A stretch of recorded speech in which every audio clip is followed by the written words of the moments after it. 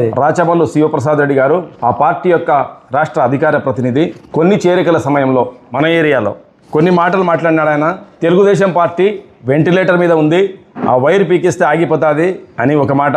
ముస్లిం మైనారిటీలకు బ్రహ్మాండంగా చేసిన నేను దుట్టులో ఉండే నాయకులకు, అలాగే మీకోసం తన యొక్క చర్మంతో చెప్పులు కుట్టిస్తా అని, అలాగే బీసీల మీద ప్రేమ వడకబోస్తూ ప్రభుత్వం జారీ చేసిన జీవో 34% బీసీలకు అవి సరిపోవు, అందుకు మనం కోర్టుకు పోయినామని, అలాగే ప్రొద్దుటూరులో ఎలక్షన్లు వస్తున్నాయి, ఒక్కటి కూడా ఏకగ్రీవం కానివ్వను, కార్పొరేషన్ అయినా మున్సిపాలిటీ అయినా మనం దేనికైనా సిద్ధం అంటూ వరదరాజురెడ్డి గారి మీద కార్పొరేషన్ చేస్తే ఎలక్షన్లు ఇప్పుడు వాయిదా పడి ఓ సంవత్సరానికో 6 నెలలకు వస్తాయి, రాష్ట్రమంతా వచ్చి వాళ్ళే ఖర్చు పెట్టి వాళ్ళే గెలిపిస్తారని ఒక తెలివితో ఎత్తుగడ వేసినాడు. అది పారలేదు, మళ్ళా మున్సిపాలిటీకి వచ్చిందని చెప్తున్నాడు. ఇంకొకటి, మేము మున్సిపాలిటీ గెలుస్తామని ధీమా ఒకటి చెప్తున్నాడు. జోస్యం చెప్పడంలో రాచమల్లు శివప్రసాద్ రెడ్డి ఎన్ని జోస్యాలు చెప్పినాడు, ఇంతవరకు ఒక్కటి కూడా పాస్ కావు. ప్రొద్దుటూరులో ఏదైనా తుస్పటాక్ ఉందంటే అది నువ్వే ప్రసాద్ రెడ్డి, రాచమల్లి ప్రసాద్ గారు తుస్పటాక్. నువ్వు ఏది చెప్పినా జరగదు, నువ్వు జరిగిందే చెప్పుకుంటావు. ఆ చెప్పడం కూడా ఎట్లా చెప్తావు అంటే ఎగిరెగిరి చెప్తున్నావు. అసలు అర్థం చేసుకోవాలా,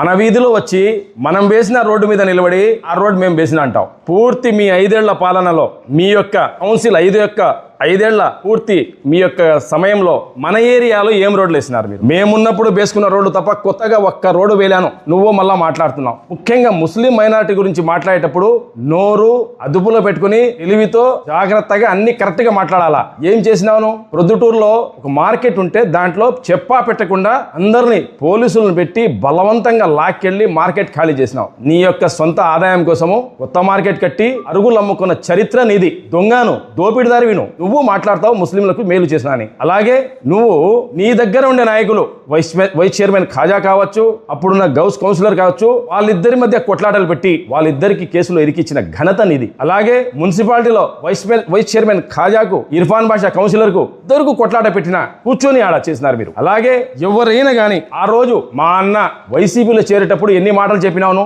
ఏమేం వాగ్దానాలు చేసినావును, ఏం చేసినావు ఆ కుటుంబంతోనూ, ఏమేం చేసినావు నువ్వు? మీకు ఎన్ని కౌన్సిలర్లు గెలిపించి ఇచ్చినాము, ఎన్ని ఏకగ్రీవాలు చేసి ఇచ్చినాము, పంచాయతీ ఏకగ్రీవం చేసి ఇచ్చినాం మనము. కానీ మా అన్న చనిపోయినాక నువ్వు ఏం చేసినావు? వాళ్ళ కొడుకు ఎంత కావాలంటే అంత సతాయించినావు. మా ఏరియాలో మాకు తెలియకుండా నువ్వు ఏం చేసినావు? ఒక జెండా చెట్టు పగడగొట్టినావు. నీ సొంత ఆదాయం కోసం, అది నీ సొంత ఆదాయం కోసము. కాంప్లెక్స్ కట్టుకోవడానికి దానికి పర్మిషన్ అవసరం అంటే రోడ్డు వెడల్పు ఉండాలని ఎవరి పర్మిషన్ తీసుకోకుండా వక్ఫ్ స్థలాలను నువ్వు ఇష్టం వచ్చినట్టు కొట్టినావు. కొట్టి ఆ తర్వాత జెండా చెట్టు పగలగొట్టేటప్పుడు అడ్డం పోతే అందరిని అరెస్ట్ చేసినావు. అప్పుడు ఎవరు అడ్డుకున్నారు? నువ్వా ముస్లింలకు చేసింది మేలు? ప్రతి మసీదులో కొట్లాటలు పెట్టినావును, ప్రతి చోట కొట్లాటలు పెట్టినావును. కొట్లాటలు పెట్టింది దేనికి? నిన్నటి దినమును జాఫర్ అన్నను, కటిక జాఫర్ అన్నను పక్కన కూర్చోబెట్టుకున్నావు. ఎన్నాళ్ళైంది ఆయనను పట్టించుకోకుండాను. ఈ రోజు ఆ దుమ్ము దులిపి ఆయనకు పక్కన కూర్చోబెట్టుకున్నావు. ఆయనకు కోఆప్షన్ ఇచ్చి ఆయనకు ఆ వార్డులో మా అన్న కొడుకు సస్పెండ్ చేసినావును. ఇండిపెండెంట్, అతను ఏకగ్రీవం అయింది. ఇండిపెండెంట్ అభ్యర్థిని ఎవరన్నా పార్టీలో చేరినాక సస్పెండ్ చేసి ఉందా? ఇండిపెండెంట్ని సస్పెండ్ చేసినాక అతన్ని ఇన్ఛార్జ్ పెట్టాలా? ఎవరు? జాఫర్ అన్నను.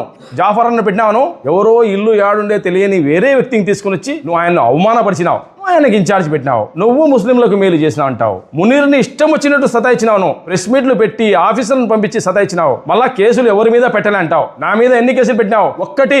నువ్వు అల్లా సాక్షి అంటావు, పెద్దమ్మ సాక్షి అంటావు, ఎవరు కనకా పరమేశ్వర సాక్ష్యము, శివాలయము, నువ్వు మొక్కని చెప్పని ఏదైనా ప్రతిదానికి సాక్ష్యం పెట్టినావు. కరెక్ట్ కదా? నువ్వు నిజాయితీగా చెప్పు. నువ్వు సౌడమ్మ కొలుస్తావు కదా, సౌడమ్మ సాక్షిగా చెప్పు. మా మీద పెట్టిన కేసులు ఒక్కటి నిజాయితీందా? ముక్తారన్న మీద పెట్టలే అంటావు. ముక్తారన్న మీద యాడ్నో కమలాపురంలో దున్నపోతు ముఖం ఉన్నట్టుంది అంటేనే దాని మీద కేసు పెట్టించావు. ఆయన మీద పెట్టించలేను. ఎవరిని వదిలిపెట్టినావు? ఆయన మా ఏరియాలో ఏం చేసినావు? నేను ఈ ఏరియాలో ప్రజలకు ప్రతిరోజు అందుబాటులో ఉంటాం. మా కుటుంబం ప్రతిరోజు నేను బైక్లో తిరుగుతుంటా. మీ మాదిరి కార్లలో ఎప్పుడు వచ్చి దంపుడు ఉపన్యాసాలు ఇచ్చి పోవడం కాదు. ప్రజల్లో ఉండి ప్రజలకు ఏం కావాలా, నా సామాజిక వర్గము, నా ప్రజలు, మా ఊరి ప్రజలు ఎవరికి ఏం కావాలని ప్రతి ఒక్కరికి అందుబాటులో ఉంటాం మనము. నీవు మా ఏరియాలో వచ్చి వాళ్ళకి ఏదో గట్టిగా మీరు ధైర్యంగా ఉండండి, నేను అన్ని చూసుకుంటావు. నువ్వు చేసుకోలేవు. నువ్వు మళ్ళీ ఇంకొకరికి చూసుకుంటావు. మా ఏరియాలో అందరూ ప్రశాంతంగా ఉన్నారు. నీ పార్టీలో ఉండే వాళ్ళు కూడా ప్రతి ఒక్కరితో ఈ పార్టీ అధికారం వచ్చినాక అందరితో మాట్లాడినాను. మీరు నా మీద పెట్టిన కేసులు మీరు పెట్టింది కాదు, మీ ద్వారా అతను పెట్టింది. అయినా నా మనసులో ఏం లేదు. పెద్ద మనసుతో అందరికీ నేను క్షమిస్తున్నాను. మీకేం కావాలనే నేను చేస్తాను. మన ఏరియాని డెవలప్ చేసుకున్నాము, మనమంతా కలిసి ఉంటాము, ప్రశాంతత ఉంటామని చెప్పి అందరినీ మేనేజ్ చేసుకొని ఉన్నాయను. ఈ రోజు నీకు క్యాండిడేట్లు, నీకు మనుషులు దొరకక అడువా మా గురించి మాట్లాడేది, మాస్ కమ్యూనిటీ గురించి మాట్లాడేది. శివనాథ్ నగర్ కౌన్సిలర్ ఉన్నాడు, మేము చైర్మన్ అప్పుడు అతనికి డబ్బు ఆశ చూపించినా రాలేను, అతను నిజాయితీగా ఉన్నాడు. అలాంటి వాడిని ఎలక్షన్ వస్తానే అతనికి టికెట్ ఇవ్వకుండా పక్కన ఇంకో క్యాండిడేట్ 30,000 చెల్లిస్తే వాని టికెట్ ఇచ్చిన ఘనత నీది. ఎవరికి ఇచ్చినావు? ఎక్కడ పడితే ఎక్కడ అవినీతిలో కూరుకుపోయిన వాళ్ళకు టికెట్లు ఇచ్చి అవినీతి చేసే వాళ్ళకు నువ్వు సహకారం అందించినావు, కానీ నిజాయితీగా ఉండే వాళ్ళకి ఎవరు లేదు. నువ్వు లిక్కర్ గురించి మాట్లాడతావు, బెల్ట్ షాపుల గురించి మాట్లాడతావు. నిన్న మా వార్డులో కరీముల్లా అనే నీ దగ్గర ఉండే కార్యకర్త, అతనికి నువ్వు సాయం చేసినావు కాబట్టి అతను నీకు విశ్వాసంగా ఉండాలా, అది ధర్మం. కానీ దేనికి అతనికి ఆరోగ్యంగా బాగలేదు, నీ యొక్క కల్తీ లిక్కర్ తాగి అతని లివర్ పాడైపోయింది. దానికి 25-30 లక్షలు ఖర్చు చేసుకున్నాడు అతను. మీ హయాంలో జరిగినాయి లిక్కర్ స్కాములు, మీ హయాంలో జరిగినాయి అన్ని స్కాములు. మీరు అవినీతి పరులు, మీరు యొక్క దొంగ రిజిస్ట్రేషన్లు, మీరు చేయని దందా లేదు, మీరు చేయని బెదిరింపు లేదు, ఎవరికి బెదిరించలే మీరు. ఇది ముస్లింలకు. మీరు అనుకుంటారు కేవలం ప్రసాద్ రెడ్డి గారు ముస్లింలకే చేసినారంటే అది తప్పు. బీసీల మీద ఎంత ప్రేమ చూపిస్తున్నారంటే మీరు బీసీల మీద మీకు ఏమాత్రం ప్రేమ ఉన్నా నిజాయితీగా చెప్పండి. ఎమ్మెల్సీ రమేష్ యాదవ్ ఎవరయ్యా? బీసీ కాదా? మీ పార్టీలో చైర్మన్ కోసము అతనితో డబ్బు ఖర్చు పెట్టి అతను ఏం చేసినాను? కనీసం గౌరవం ఇయ్యలేను. ప్రతి ఊర్లో అతను బీసీ నాయకుడిగా తిరుగుతున్నాడు, కానీ ప్రొద్దుట్లో ఏ రోజు తిప్పలేను. మళ్ళా నువ్వు బీసీ వర్గాలకు బాగా న్యాయం చేసినావు. చల్లా రాజగోపాల్ యాదవ్ చైర్మన్ అప్పుడు వాళ్ళకు సమస్య పెట్టి అతన్ని దూరం పెట్టినావు. అయినా కానీ మా పార్టీలో వచ్చినాక పట్టె నలుచుడిచ్చి గౌరవించినాం మనం. అలాగే నువ్వు బీసీలకు తొకటవీర క్షత్రియ బాతుల సుబ్రాయుడు చైర్మన్ అన్నప్పుడు నువ్వు దొంగ కేసులు పెట్టి ఆయన కోర్టు ద్వారా పబ్లిక్గా ఎన్నుకబడిన వ్యక్తి ఆయన చైర్మన్. అలాంటి వ్యక్తిని నువ్వు ఆ రోజు కాంగ్రెస్ గవర్నమెంట్ ఉన్నప్పుడు, మీ తల్లి కాంగ్రెస్ ఉన్నప్పుడు ఆయన కేసు వేసి ఆయన చైర్మన్ పదవి తీసి నువ్వు ఎక్కినావు. అలాంటి దొంగచాటు రావడము నీకే అలవాటు. మరి చెప్పాలంటే బీసీలకు న్యాయం చేయాలంటే ఏం చేయాలా? ప్రసాద్ రెడ్డి గారు ఫస్ట్ ముద్దాయిగా చేరును. నందం సుబ్బయ్య మర్డర్లో నీ పేరుంది, మీ బామర్ది పేరుంది, రాధా పేరుంది కమిషనరు. మీరందరూ మర్డర్ కేసులో ఉన్నోళ్ళు మీరు మాట్లాడతారా? మీరు న్యాయం చేయండి బీసీలకు. ప్రొద్దుటూరు యొక్క ప్రజలు, ప్రొద్దుటూరు బీసీ ప్రజలు ప్రతి ఒక్కరు కోరుకుంటున్నారు. నువ్వు ఓటు అడిగే అర్హత లేదు నీకు, నువ్వు మాట్లాడతావా? నువ్వు ప్రొద్దుటూరులో నీకుందా ఏమైనా? బీసీ మాజీ ఎమ్మెల్సీ పుల్లయ్య సార్ గురించి ప్రెస్ మీట్ పెట్టి ఏం చెప్తాను? మా అధికారం వస్తే పుల్లయ్య కొడుకు ఇంటికి పిలిపించి అన్నం పెట్టించి సోల్కార్తో కొడతా అంటావా? కొరలాతో ఏమంతా నీకు కోపమయ్యా? బీసీలంటే మీకు ప్రేమనా?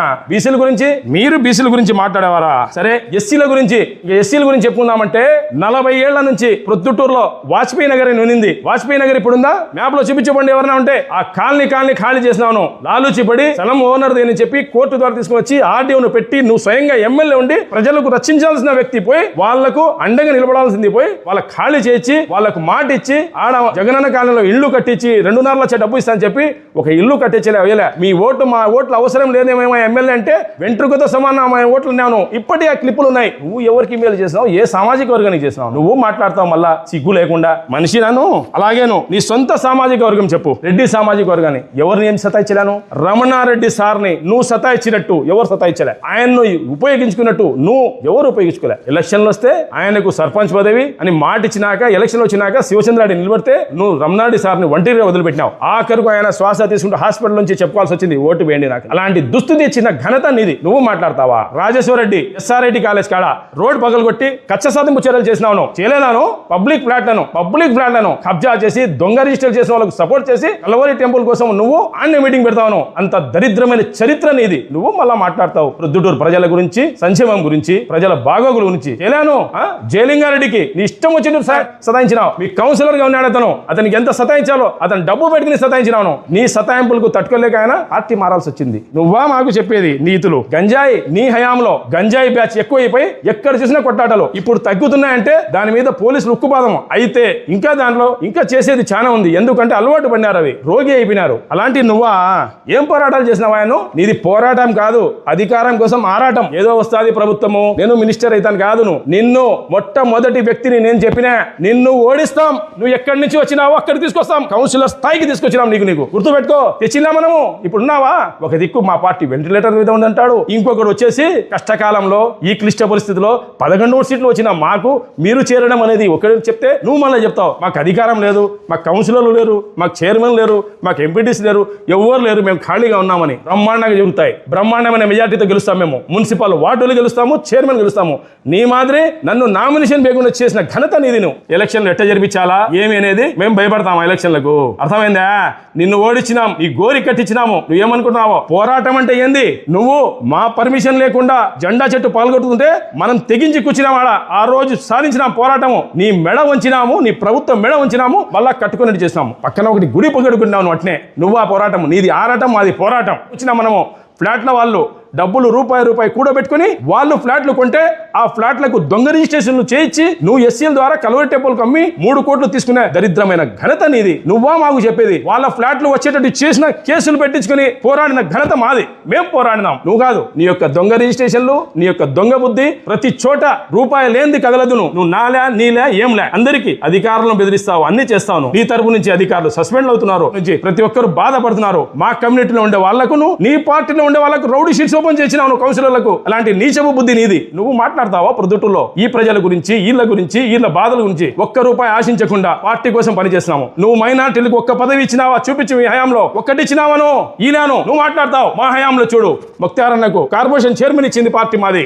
వ్యాపారి జాకీర్ అహ్మద్ కు స్టేట్ వక్ఫ్ బోర్డ్ డైరెక్టర్ ఇచ్చింది మాకి. నా పార్టీ నాకు జిల్లా జనరల్ సెక్రటరీ ఇచ్చింది, మనకు ప్రధాన కార్యదర్శి గుర్తింపు ఇచ్చింది టీడీపీ పార్టీ. మైనారిటీస్ కు వాళ్ళు వేస్తారా లేదా కాదు. మనం సామాజికంగా అందరికీ న్యాయం చేయాలనేది చంద్రబాబు యొక్క కృషి, చంద్రబాబు యొక్క తపన, చంద్రబాబు యొక్క ఆలోచన. నువ్వు చంద్రబాబు గురించి నీ ఇష్టం వచ్చి మాట్లాడతావు. రాష్ట్రం అభివృద్ధి చెందుతుంది, బ్రహ్మాండంగా చెందుతుంది. ఏం డెవలప్ కాలేదయ్యా? నువ్వు అడగాలంటే 1వ తేదీ వస్తుంది, పింఛన్లు ఇస్తాం మనము. ఆ రోజు వాళ్ళ దగ్గర పోయి అడుగు. 4,000 ఎట్టా ఉందమ్మా, ముందు బాగా లేదు. ఇంకొకటి, బస్సులో ప్రయాణించను ఫ్రీగా, ఆడల దగ్గర పోయి అడుగు, ఎట్టా ఉందమ్మా. వాళ్ళు చెప్తారయ్యా ఏదనేది. ఒక్కసారి అన్న క్యాంటీన్ కడుపు నిండా తినే కూలీల్ని అడుగు, ప్రజల్ని అడుగు, ఏమ్మా ఎట్టా ఉంది భోజనం, ఎవరు పెట్టిస్తున్నారు, ఈ ఆలోచన ఎవరిది? నువ్వా మాకు చెప్పేది? ప్రతి దానికి మేము కరెంట్ ఛార్జీలు పెంచినామా? సరే ఆలోచించుకో. మీరు పెంచినారా కరెంట్ ఛార్జీలు? మేము పెంచలే. మా గురించి మాట్లాడేటప్పుడు కానీ, ప్రొద్దుటూరు ప్రజల గురించి మాట్లాడేటప్పుడు కానీ, శాంతి భద్రతల విషయంలో, రోడ్ల విషయంలో ఏం రోడ్లు వేసినా ఈ రోజు పల్లెలకు రోడ్లు వేసినాం మనము. ఆ రింగ్ రోడ్ వేసింది మా హయాంలోనే. ఇప్పుడు వేసే రింగ్ రోడ్ 4 లైన్ రోడ్ మా హయాంలోనే. ప్రతి దానికి చూడు, సేటుగురెడ్డి చైర్మన్ ఉన్నప్పుడు ప్రతి వీధిలో పెట్టినాం. గాంధీ రోడ్ మీద కాలువలు చూడుపో, ఆ రోడ్లు ఎట్టొచ్చినావు మేము వేసిందే. అలాగే నీరు, ఇంతకు ముందు నీరే తాగలే, నువ్వు ఎట్ట బతికినావు? ప్రొద్దుటూరులో నీరు ఉంది, కానీ ఇంకా తక్కువ పడితే అప్పుడు అమృత్ కింద శాంక్షన్ చేసింది మా గవర్నమెంట్ లో, మా హయాంలో. మా హయాంలో 40% జరిగితే మీరు వచ్చినాక దాన్ని పూర్తి చేసినావు. నువ్వేం చెప్తావు? మేమేని. నువ్వు తెచ్చింది 2. ఇది గుర్తుపెట్టుకో ప్రసాద్ రెడ్డి గారు. 1 బ్రిడ్జి తెచ్చినావు అసంపూర్తి, 1 మార్కెట్ తెచ్చినావు అసంపూర్తి. దాంట్లో నీ లాభపేక్ష ఉంది, అంగళ్ళు అమ్ముకున్నావు, ప్రతి ఒక్కటి చేసినావు, పూర్తి చేయలేను. నువ్వు ఏం తెచ్చినావు? ప్రొద్దుటూరుకు డివైడర్లు వేసినానంట, ప్రతి ఒక్కరు వేసినారు. ఈ వీధిలో చూపించు ఈ డివైడరు. కొరపారు రోడ్ చూడిపో, ఇప్పుడు ఎప్పుడైతే వేస్తామో.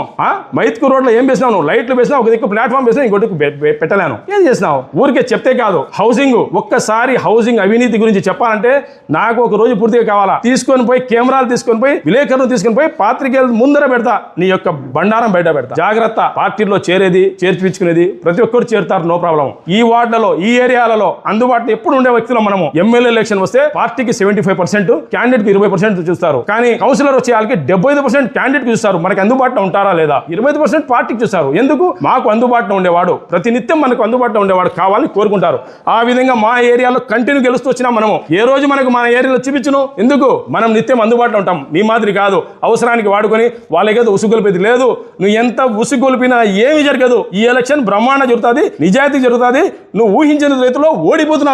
ఇదే తస్మాత్ జాగ్రత్త. తెలుగుదేశం పార్టీ గురించి కానీ, చంద్రబాబు నాయుడు గురించి కానీ, లోకేష్ బాబు గురించి కానీ, వరదరాజు గురించి కానీ, మా కమ్యూనిటీ గురించి, మా గురించి, ఎవరి గురించి మాట్లాడేటప్పుడు నోరు అదు పెట్టుకో ప్రసాద్ గారు. జై తెలుగుదేశం, జై హింద్. మీ వివాహాది శుభకార్యములకు, పుట్టిన రోజులకు, మీటింగులకు అత్యాధునిక సదుపాయాలతో ప్రొద్దుటూరు వాసవి సర్కిల్ వద్ద నుంచి అతి సమీపాన మీకు అందుబాటు ధరలలో happy banquet AC function hall మీకు స్వాగతం పలుకుతుంది.